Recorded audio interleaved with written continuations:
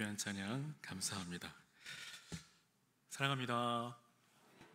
네, 오늘도 예배 자리에 나오신 울덕진 가족 여러분, 그리고 혹 오늘 이 자리 또 추석 명절을 맞아 고향에 방문하여 가족과 함께 예배 드리는 모든 분들을 주님의 이름으로 크게 환영하며 축복합니다. 말씀 전하기 앞서 우리 여성분들에게는 이 추석 명절이 곧 노동절이실 텐데요, 이 노동절을 맞아 수고하신 우리 여성 모든 분들에게 심심한 위로의 말씀을 드립니다. 또 모든 남성분들을 대표해서 또 감사의 말씀을 드립니다. 이제 야고보서의 강해가 막바지에 이르고 있습니다. 야고보서 처음 시간에 말씀드린 것처럼 이 야고보서의 전체 주제는 성숙함에 이르는 지혜입니다. 그러니까 오곡백과 풍성한 이 과실을 맺는 이 가을 계절처럼 오늘 우리 역시 신앙의 연수에 따라 풍성한 열매를 맺어야 합니다. 그러기 위해서는 우리의 신앙이 성숙해야 합니다. 그러니까 성숙하지 못한 신앙은 열매를 맺을 수 없기 때문이죠. 그러니까 마치 잎만 무성한 무화과 나무와 같습니다. 근데 여러분, 누가복음 13장 7절에 포도원 지기에게 이르되 내가 3년을 와서 이 무화과 나무에서 열매를 고하되 얻지 못하니 찍어 버리리라. 어찌 땅만 버리겠느냐라고 성숙하지 못한 자, 곧 열매 맺지 못한 자에 대한 우리 주님의 엄중한 경고의 말씀이 계십니다. 고로 신앙의 성숙함이 무엇보다 중요하다라는 것입니다. 결국 신앙의 최종 목표는 성숙함입니다. 바라기는 저와 여러분 모두가 영적인 성숙함에 이르러 풍성한 열매를 맺는 참으로 지혜로운 성도의 삶이 되시기를 주님의 이름으로 간절히 축원합니다. 오늘 이 시간도 그 영적 성숙함에 이르는 그 지혜에 관해 함께 살펴보고자 하는데요, 여러분, 인내는 그 가운데 인내는 바로 성숙한 사람의 표지입니다. 즉 성숙한 사람과 미숙한 사람을 분별하는 그 기준은 바로 인내이고, 또 인내의 그 정도에 따라 그 사람의 성숙도를 측정할 수 있습니다. 그러니까 야고보서는 이 성숙의 표지 중에 가장 중요한 것이 인내임을 가르쳐 줍니다. 그러니까 우리의 미숙함 때문에 발생하는 이 분노와 다툼, 또 시기와 질투, 또 일시적인 쾌락을 추구하는 것, 또 잘못된 언어 생활, 그 뿌리에는 인내하지 못하는 조급함이 있습니다. 그러니까 이와 같은 조급함이 만들어내는 것은 우리가 마땅히 버려야 할 것들이죠. 즉 쓰레기와 같은 것들이라는 것입니다. 여러분, 쓰레기를 쌓아두면 어떻게 될까요? 시간이 지나면 악취가 납니다. 그리고 결국 썩고 부패하죠. 근데 여러분, 만일 이 쓰레기와 같은 것들이 오늘 우리 안에 가득 차 있다고 한번 생각해 보십시오. 어떻게 될까요? 우리 영혼도 마찬가지입니다. 결국 쌓아둔 쓰레기와 같이 되고 만다라는 것이죠. 악취가 나고 썩고 부패합니다. 그러나 인내는 성숙한 열매를 맺게 합니다. 여러분, 논밭에 익어가는 이 곡식들을 바라볼 때 어떻습니까? 우리들 마음에 그 풍요로움을 느끼지 않습니까? 보는 것만으로도 배가 부르죠. 만족합니다. 이처럼 성숙한 열매는 자신은 물론이거니와 모든 일과 더불어 함께 기쁨을 나눕니다. 그런데 이 인내에는 크게 네 가지 차원이 있습니다. 먼저는 자신이 처해 있는 환경에 인내하는 것과, 또 관계 맺는 사람들에게 인내하는 것, 또한 우리가 믿는 하나님을 향해 인내하는 것, 그리고 자기 자신을 향해 인내하는 것입니다. 그러니까 인내는 쓰고 열매는 달다라는 말처럼 인내는 모든 행복과 성공과 또 성취의 비결이기도 합니다. 인내는 기도의 응답의 비결이며 또 사랑하는 관계, 또 성숙한 관계를 이루어가는 비결이기도 합니다. 그러니까 이를 위하여 야고보 사도는 앞선 1장 4절에 인내를 온전히 이루라, 이는 너희가 온전하고 구비하여 조금도 부족함이 없게 하려 함이라고 당부합니다. 사도 바울 역시 사랑은 언제나 오래 참고 모든 것을 견딘다라고 말합니다. 즉 사람에 대해 오래 참고 또 환경에 대해 오래 견디는 것이 바로 성숙함에 이르는 그 지혜의 길이라는 것이죠.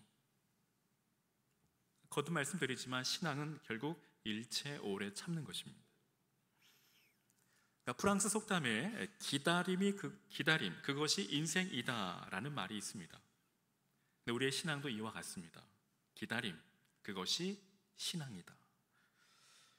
결국 기다림이 우리 인생뿐 아니라 우리 신앙의 승패를 좌우하는 매우 중요한 원리이고 관건이라는 것이죠. 이처럼 인내만큼 귀한 것이 없고 위대한 것은 없지만 인내를 배우는 것은 매우 힘들고 어려운 훈련입니다. 고진감래, 즉 쓴 것이 다하면 단 것이 오고 고생 끝에 즐거움이 옵니다. 그 가운데 야고보 사도는 오늘 본문에서 이 인내에 관해 언제 인내해야 하며 또 왜 인내해야 하고 어떻게 인내해야 하는지를 우리에게 가르쳐 줍니다. 바라기는 이 말씀이 우리 삶에 또 실제가 되고 능력이 되어 고진감래, 오늘 말씀처럼 쓴 것이 다하면 단 것이 오고 또 고생 끝에 즐거움이 오는 그 은혜가 함께 하시기를 주의 이름으로 간절히 축원합니다. 그럼 첫 번째, 언제 인내해야 하는가? 먼저 인내해야 할 시기를 깨닫는 것이 지혜입니다. 즉 환경을 내 마음대로 통제할 수 없을 때 인내해야 합니다. 우리가 인생을 살다 보면 우리가 다스릴 수 있는 것이 있고 분명 그렇지 못한 것이 있습니다. 또한 변화시킬 수 있는 것이 있고 그렇지 못한 것이 있죠. 더 나아가 우리가 할 수 있는 것이 있고 그렇지 못한 것이 반드시 존재합니다. 이처럼 우리가 할 수 없는 것 중 하나가 바로 환경을 다스리는 것이죠. 물론 어떤 환경과 상황은 우리가 만들 수 있고 바꿀 수도 있지만 우리의 힘과 영역의 한계를 벗어나는 것들이 있습니다. 그럴 때 우리는 인내해야 합니다. 7절에 그러므로 형제들아 주께서 강림하시기까지 길이 참으라. 보라 농부가 땅에서 나는 귀한 열매를 바라고 길이 참아 이른 비와 늦은 비를 기다리라니. 즉 농부는 씨를 심을 수 있지만 그 씨를 자라게 할 수는 없습니다. 씨가 잘 자라도록 환경과 상황을 조성할 수는 있어도 하늘에서 비가 내리게 할 수는 없습니다.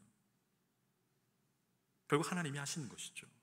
그러므로 농부에게 필요한 것은 인내입니다. 참고로 이스라엘에는 주로 10월 하순부터 11월 초에 이른 비가 내리고 또 3월에서 4월 동안 늦은 비가 내린다고 합니다. 이 이른 비는 흙을 부드럽게 하고 늦은 비는 주로 곡식을 자라게 하는데 이 두 가지 비가 결정적으로 수확을 돕습니다. 그래서 농부들은 하늘을 보며 이른 비와 늦은 비를 기다립니다. 즉 농부가 모든 것을 다 할 수 있어도 비가 오는 것만은 기다려야만 한다라는 것입니다. 이처럼 농부와 같이 우리는 우리의 힘으로 다스릴 수 없는 환경과 상황을 만나게 됩니다. 그때는 참고 인내해야 합니다. 다른 방법이 없습니다. 그래서 여러분 우리에게 믿음이 필요한 것이죠. 진정한 믿음은 환경과 상황을 바꾸는 것이 아니라 진정한 믿음은 인내하는 것입니다.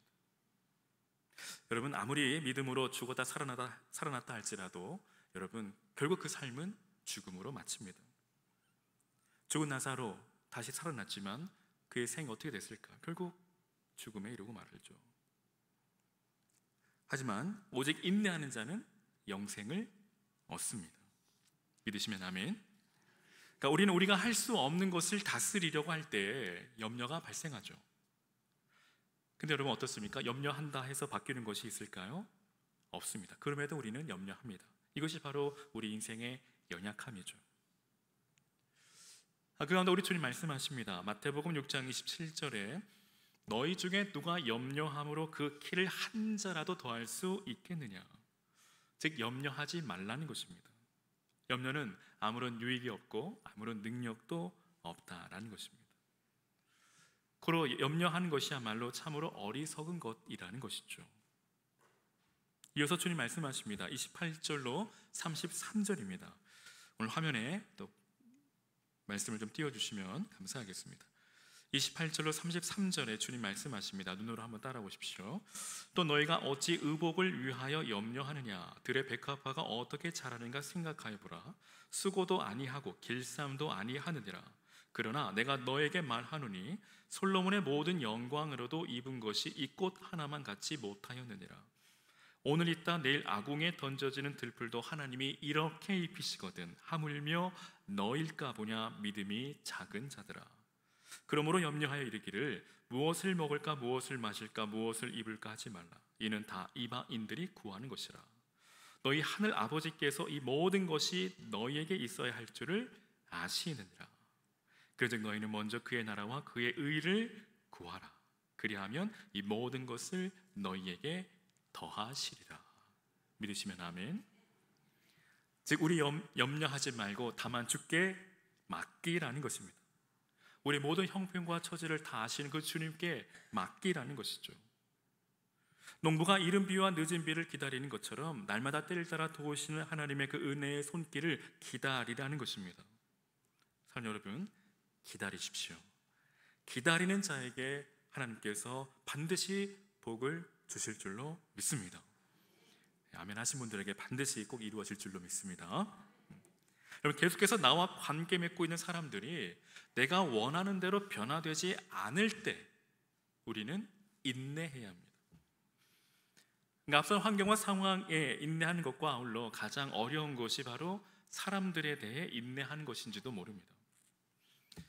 10절에 형제들아 주의 이름으로 말한 선지자들을 고난과 오래 참음의 본으로 삼으라고 말씀합니다.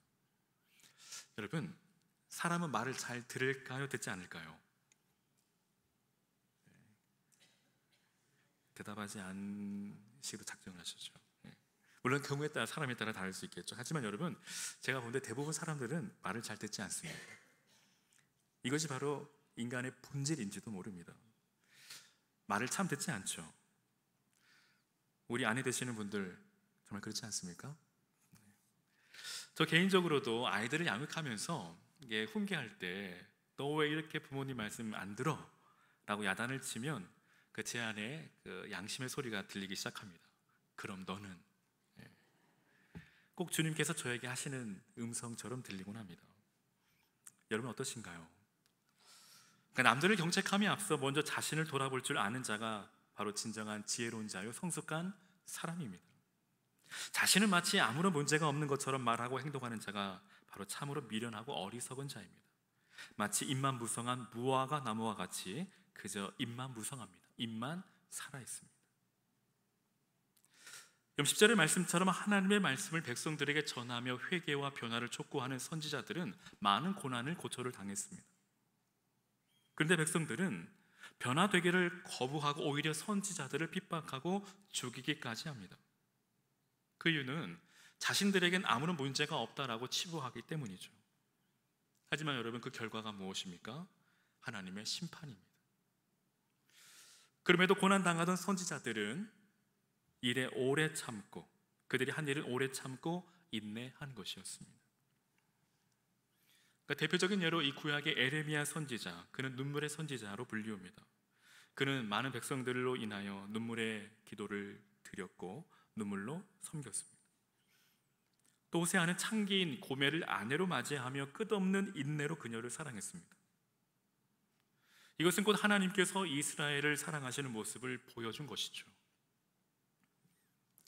우리는 가장 가까운 사람들이 변화되기를 바라며 또 기대합니다. 그런데 여러분 어떻습니까? 그들이 기대만큼 변화되지 않을 때가 더 많죠. 그때 우리 마음속에 분노가 일어납니다. 그 분노에 대한 표현이 또 다른 감정 싸움으로 번지게 되죠. 즉 분노는 우리가 생각하는 기대에 미치지 못할 때 일어나는 마음의 현상입니다. 그러니까 우린 때론 남편을 향해, 아내를 향해 혹은 자녀를 향해 분노합니다. 또한 교회 안에서 목회자들을 향해, 또 목회자들은 성도들을 향해 분노할 때가 있습니다. 그 이유는 기대하는 만큼 변화되지 않기 때문이겠죠. 내가 원하는 대로 변화되지 않는 모습 때문에 분노하는 것입니다. 근데 여러분, 그때가 바로 가장 인내할 때입니다.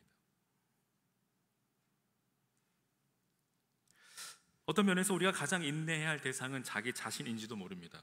그 이유는 이 세상에서 가장 참기 어려운 대상이 기대하는 것만큼 변화되지 않고 있는 자신일 수 있기 때문이죠. 사랑 여러분, 우리 주님께서 저와 여러분을 오래 참고 기다리신 것처럼, 또 십자가에 죽기까지 일체 오래 참으신 것처럼 저와 여러분 서로를 향해, 나 자신을 향해 일체 오래 참으시기를 바랍니다. 오래 참을 때 그곳에 놀라운 변화의 역사가 일어난다는 것이죠. 하지만 오래 참지 못하고 분노하면 변화는 고사하고 개인의 삶뿐 아니라 가정도 교회도 사회도 국가도 모든 것이 끝입니다. 여러분 기억하십시오. 분노함으로 환경과 상황이 절대 바뀌거나 변화되지 않습니다. 오히려 더 악화될 뿐이죠. 다시 돌이킬 수 없는 안타까운 상황으로 끝나고 맙니다. 우리 주님께서 십자가의 일체 오래 참으심으로 저와 여러분이 죄인에서 의인으로 변화되었습니다. 우리 주님께서 십자가의 일체 오래 참으심으로 우리를 죽음에서 영생으로 옮겨주셨습니다. 그럼 우리 여러분, 오래 참으시기를 주의 이름으로 간절히 축원합니다.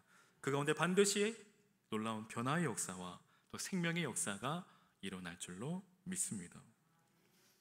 뿐만 아니라 내가 당하고 있는 고난의 이유를 설명할 수 없을 때 인내해야 합니다. 고난은 인생의 신비 중 하나입니다. 대부분 성공한 인생들을 보면 이 고난이라는 이 관문을 통과한 자들이죠. 오늘 이 자리 인생을 오래 살아오신 분들 많이 계신데요, 잘 아시겠지만 인생을 살다 보면 이해할 수 없고 설명할 수 없는 고난을 만나게 됩니다. 그 대표적인 인물이 바로 오늘 본문에 등장하는 바로 욥입니다. 우리가 아는 것처럼 욥이 당한 고난은 정말 이해할 수도 설명할 수도 없는 것입니다. 그는 하루아침에 10 자녀를 모두 잃고 모든 재산이 사라졌습니다. 거기에다가 몸은 질병으로 인하여 만신창이가 되고 말았습니다. 그가 소유한 모든 것이 하루아침에 먼지와 같이 사라지고 말았습니다. 그 상실의 고통이 얼마나 컸을까요? 가히 상상조차 할 수 없을 정도였을 겁니다. 그런데 그때 그의 아내가 찾아와 하는 말이 더욱 절망적이죠. 뭐라고 말합니까? 하나님을 욕하고 죽으라고 저주를 퍼붓습니다. 이에 대해 어떤 분이 욥의 아내를 보며 이렇게 말씀하십니다. 그러니까 하나님은 욥이 좋아하는 것을 다 가져가시고 욥이 가장 싫어하시는 것만 남겨두셨다. 근데 여러분, 그러니까 욥을 더욱 고통스럽게 만드는 것은 다름 아닌 하나님의 침묵입니다. 고난의 의미를 알 수 없는 것이 고통을 더했습니다. 여러분, 이럴 때 마음속 깊은 곳에 마치 물결처럼 소용돌이치는 질문들이 있죠.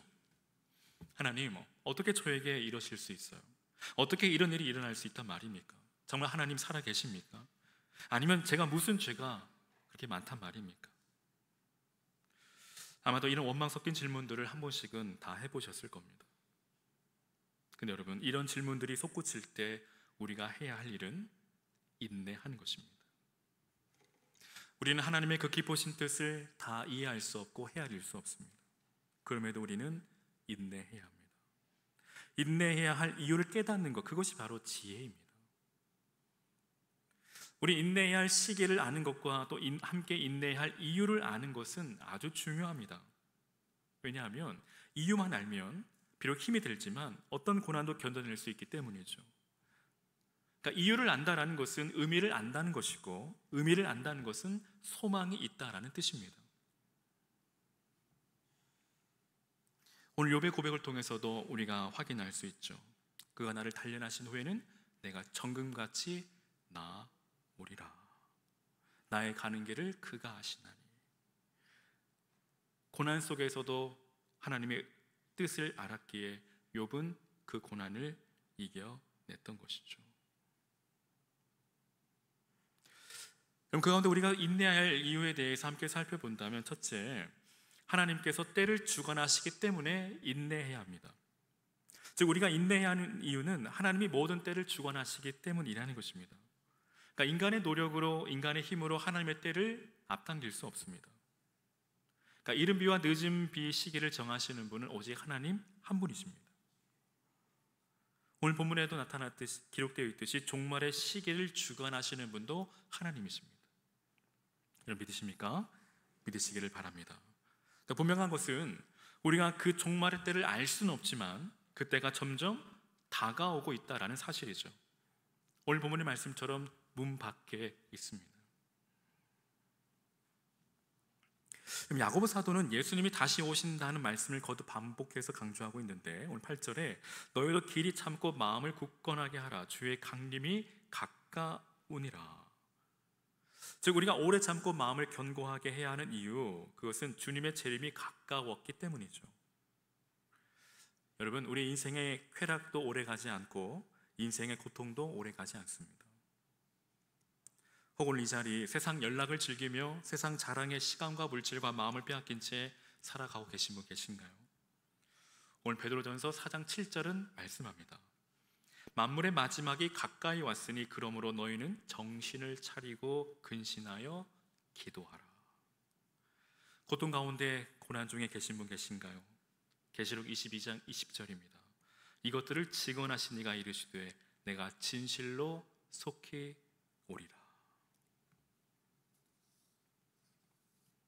이와 더불어 11절에 보라 인내하는 자를 우리가 복되다 하나니 너희가 욥의 인내를 들었고 또 주께서 주의 결말을 보았거니와 주는 가장 자비하시고 긍휼히 여기시는 이시니라. 즉 인내하는 자의 그 결말에 관해 말씀하고 계십니다. 여러분 욥이 고난 중에 기다리는 동안 하나님은 뭘 하셨을까요? 하나님은 그를 위해 축복을 예비하고 계셨습니다. 그러나 욥은 고통당할 때 하나님이 그를 위해 일하고 계심을 보지 못했죠. 사랑하는 여러분, 하나님의 응답이 지체된다고 거절하시는 것으로 생각해서는 안 됩니다. 지체는 거절이 아니라 하나님이 일하고 계시는 증거입니다. 농부가 기다릴 때 하나님은 일하고 계십니다. 여러분 에레미야 29장 11절에 나 여호와가 말하노라 너희를 향한 나의 생각은 내가 하나니 재앙이 아니라 곧 평안이요 너희 장래에 소망을 주려 하는 생각이라. 즉 인내는 축복의 통로, 은혜의 통로라는 것입니다. 하나님의 때는 우리의 생각보다 더 정확합니다. 많은 경우 하나님의 때는 우리가 생각하는 것보다 더디다라고 느낄 수 있습니다. 그리고 실제 그렇습니다. 2000년이 지난 지금도 아직 오시지 않는다, 주님은 아직 오시지 않는다라고 생각할 수 있지만 여러분 1000년을 하루같이 여기시는 주님 편에서 생각한다면 이제 고작 이틀밖에 지나지 않았습니다. 하나님의 시간과 우리의 시간은 다르다라는 것입니다. 하나님의 때와 우리의 때는 다르다라는 것이죠. 하지만 여러분 하나님은 지금도 저와 여러분을 위해 일하고 계심을 믿으시기를 바랍니다. 오늘도 저와 여러분을 위해 하나님께서 축복을 예비하고 계심을 믿으시기를 바랍니다. 그렇다면 여러분 우리가 어떻게 인내해야 할까요? 그 인내의 자세는 무엇일까요? 그러니까 가장 지혜로운 인내의 방법은 농부의 마음을 갖는 것입니다. 농부는 기다립니다. 막연히 기다리지 않습니다. 기대하면서 기다립니다. 농부는 귀한 열매를 바라보며 길이 참습니다. 여러분 인내는 그냥 시간만 흘려보내는 것이 아닙니다. 장차 좋은 일을 기대하며 견디는 것입니다. 그래서 언제나 인내는 믿음과 함께 갑니다. 빛과 그림자와 같습니다. 뗄래야 뗄 수 없다라는 것이죠. 여러분 예수님은 십자가를 참으셨습니다. 죄인들이 자신을 거역하는 것을 끝까지 참으셨습니다. 그 이유는 그 앞에 있는 기쁨을 보셨기 때문이죠. 부활의 영광을 바라보시고 인내하고 수고한 열매를 반드시 거두게 될 것임을 보셨기 때문입니다. 그러니까 히브리서 12장 2절에 믿음의 주요 또 온전하게 하시는 이 예수를 바라보자. 그는 그 앞에 있는 기쁨을 위하여 십자가를 참으사 부끄러움을 개의치 아니하시더니 하나님 보좌 우편에 앉으셨느니라. 즉 예수님은 그 앞에 있는 기쁨을 위하여 그 고난의 십자가를 끝까지 참으신 것입니다. 그러므로 저와 여러분 인내하는 동안 하나님을 기대하십시오. 우리 앞에 있는 그 기쁨을 바라보고 또 이후에 거두게 될 그 귀한 열매를 바라보며 끝까지 참고 인내하시는 저와 여러분 되시기를 주의 이름으로 간절히 축원합니다. 하나님 이 길 끝에 우리 주님께서 생명의 면류관, 의의 면류관을 예비하고 우리를 기다리고 계십니다. 그러므로 이 믿음의 길, 이 고난의 길 힘이 들어도 끝까지 참고 견디며 믿음의 길 달려가시는 저와 여러분 되시기를 주의 이름으로 축원합니다. 또 우리 무엇보다 하나님의 약속을 신뢰하며 인내해야 합니다. 그러니까 욥의 신앙의 특징은 하나님을 향한 신뢰입니다. 그러니까 욥은 고난 중에도 흔들림이 없었습니다. 비록 환경과 인생에 대한 회의를 가졌을지 몰라도 그가 믿는 하나님에 대한 신뢰는 흔들림이 없었습니다. 욥의 아내와 친구들이 와서 그를 비난할 때에도 그는 흔들리지 않았습니다. 사실 기다림이 길어지면 회의가 찾아오고 또 사단이 우리의 마음에 의심을 집어넣습니다. 아브라함처럼 유혹을 받기도 합니다. 그러니까 하나님의 약속을 신뢰하지 못할 때 아브라함은 이스마엘을 낳았습니다.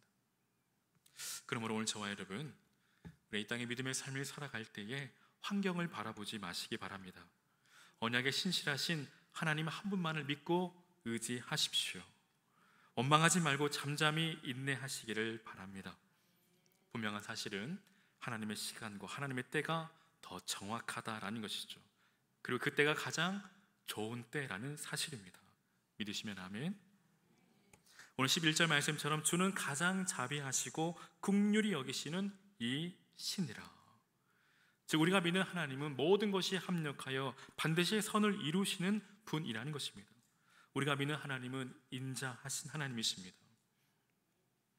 오늘도 그 하나님을 믿고 그 하나님을 의지하며 까지 믿음으로 나아가시기를 주의 이름으로 축원합니다. 그 가운데 우리가 피해야 할 것이 있습니다. 여러분, 고통스러운 환경에서 인내할 때 가장 피해야 될 것, 가장 큰 유혹은 바로 원망입니다. 인내한 사람은 잠잠히 기다리지만 성숙하지 못한 사람은 원망합니다. 원망은 남을 탓하는 것이죠.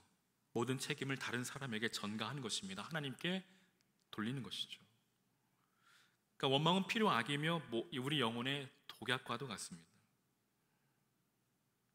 원망은 하나님과의 관계는 물론이거니와 나 자신과 가정 그리고 교회 모든 공동체를 깨뜨리는 필요악입니다. 그 증거가 바로 구약의 이스라엘 백성들이죠. 이스라엘 백성들 광야에서 40년 동안 방황했고 결국 가나안 땅에 들어가지 못하고 광야에 묻히고 말았습니다. 왜일까요? 원망 때문입니다. 그러므로 오늘 우리에게 필요한 것은 원망이 아닌 신뢰입니다. 하나님을 믿고 신뢰할 때 오늘 하나님께서 반드시 우리의 삶을 해피엔딩으로 인도하신다라는 것입니다. 사도 바울 로마서 8장 18절에 생각하건대 현재의 고난은 장차 우리에게 나타날 영광과 비교할 수 없다라고 말합니다. 여러분, 바울의 삶은 어떻습니까? 고난의 연속이죠. 그러나 그는 현재의 고난과 또 미래에 다가올 영광 사이에 비교를 하며 현재의 고난과 비교할 수 없는 영광을 보았기에 현재의 고난에 몰두하지 않고 미래에 다가올 영광에 집중했습니다. 즉 그는 현실의 고난에서 눈을 떼고 장차 나타날 영광을 바라본 것입니다. 이것이 바로 믿음입니다. 장차 다가올 영광을 보니 오늘 현재의 고난이 감당할 수 없는 큰 무게이지만 다가올 영광과 비교할 수 없는 너무 작은 것이라는 것이죠. 사랑하는 여러분, 믿음은 이 땅의 영광이 아닌 장차 나타날 하나님의 영광을 바라보는 것입니다. 그러면 여러분 기억하십시오. 잊지 마시기를 바랍니다. 사랑하는 여러분, 우리 생애 최고의 날은 아직 오지 않았습니다. 우리 생애 최고의 날, 그날은 언제일까요? 바로 우리 주님 다시 오시는 그날입니다. 찬송가 85장의 고백처럼 구주를 생각만 해도 이렇게 좋거든. 주 얼굴 배울 때야 그 얼마나 좋겠습니까? 그뿐만 아니라 그날에 우리 주님께서 저 천국에서 오늘 우리에게 영생 그리고 복락을 예비해 두고 계십니다. 그러므로 오늘 저와 여러분, 비록 힘이 들고 어려움이 있을지라도 마라나타, 아멘 주 예수여 오시옵소서. 우리 주님 다시 오실 그날을 믿음의 눈으로 바라보며 주님 다시 오심을 간절히 기대하며 기도하며 기다리면서 날마다 믿음과 소망과 확신 가운데 살아가시기를 주의 이름으로 축원합니다. 이제는 위에 계신 주님 바라보며 저 천성을 향해 달려가시는 참으로 복된 믿음의 발걸음 되시기를 주의 이름으로 간절히 축원합니다. 오늘 끝으로 오늘 시편 62편 오늘 5절과 6절 오늘 이 시편 말씀을 우리가 믿음으로 함께 고백하고 오늘 말씀을 마치고자 합니다. 시편 62편 우리 5절과 6절 우리 큰 목소리로 함께 고백합니다. 시작. 나의 영혼아 잠잠히 하나님만 바라라. 무릇 나의 소망이 그로부터 나오는도다. 오직 그만이 나의 반석이시요 나의 구원이시요 나의 요새이시니 내가 흔들리지 아니하리로다. 아멘. 오늘 시편 이 이 기자의 고백이 오늘 우리의 믿음의 고백이 되고 우리 삶의 간증이 되기를 주의 이름으로 축원합니다. 아멘.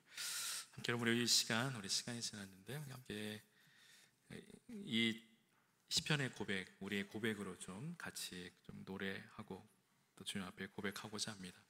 나의 영혼이 잠잠히 하나님만 바라며.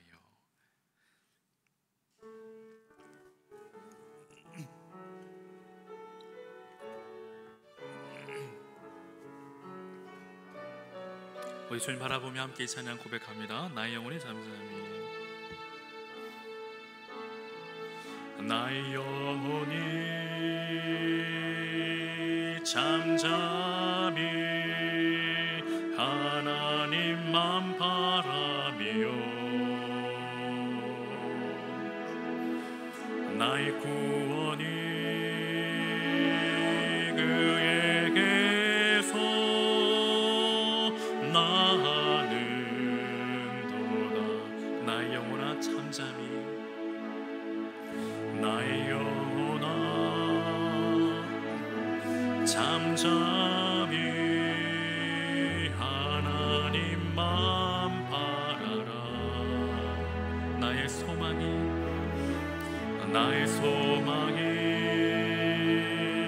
저에게서 나는도다.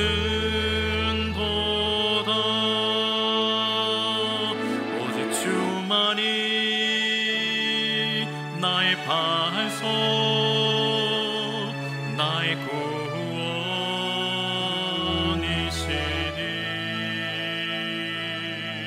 오직 주만이 나의 산소, 내가 요동치 아니하리. 나의 영혼이 간절히, 나의 영혼이 간절히 여호와를 갈망하며 나의 입술이 여호와를 찬양하리.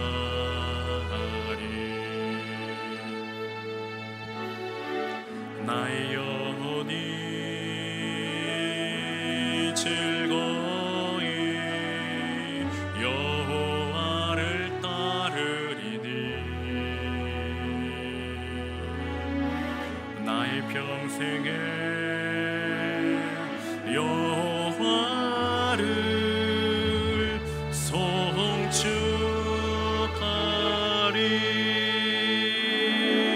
오직 주만이 나의 반석, 나의 구원이시니 오직 주만이 나의 살소, 내가 요동치 아니하리. 오직 주만이 나의 반석, 나의 구원이시니 오직 주만이 나의 산소, 내가 요동치 아니하리. 나의 구원, 나의 영광, 나의 구원, 나의 영광 하나님께 있으니 내 힘의 반석과 피난처 되시네.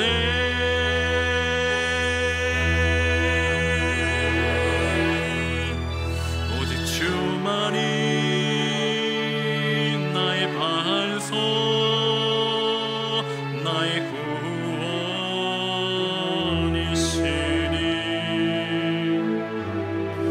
오직 주만이 나의 산소, 내가 요동치 아니하리.